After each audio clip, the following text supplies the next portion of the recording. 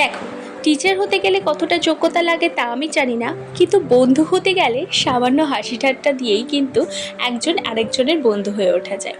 হ্যাঁ, আমি ক্লাসে কিন্তু টিচার হয়ে ক্লাস করাই না, একজন বন্ধু হিসেবে ক্লাস করাই। সব থেকে বড় কথা, আমার ক্লাসে কিন্তু গোমরা মুখ হয়ে বা কেউ যদি চুপ করে বসে থাকে সেরকমভাবে ক্লাস করতে একদমই মজা আসে না। তাই জন্য বেকিং ক্লাসে সবসময় হাসি ঠাট্টা আর আড্ডা, তার সাথে সাথে অবশ্যই কাজ হয়।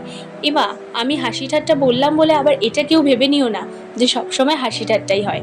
এই যে কাজগুলো দেখতে পাচ্ছ, এই কাজগুলো করার ফাঁকে ফাঁকেই আমরা গল্প মজা এসব করি, আর আড্ডা দিতে দিতে ক্লাস করার কিন্তু মজাটাই আলাদা। এই 3 দিনেই তোমরা কিন্তু কেকের সমস্ত শিখতে পারবে। এখানে সবাই জিরো নলেজ থেকেই ক্লাস স্টার্ট করে, ক্লাস শেষে কিন্তু সবাই এক একজন হোম বেকার হয়ে ওঠে। আর তোমরাও যদি এরকম হোম বেকার হয়ে উঠতে চাও তাহলে অবশ্যই আমার সাথে কন্ট্যাক্ট করতে হবে, আর দেরি না করে।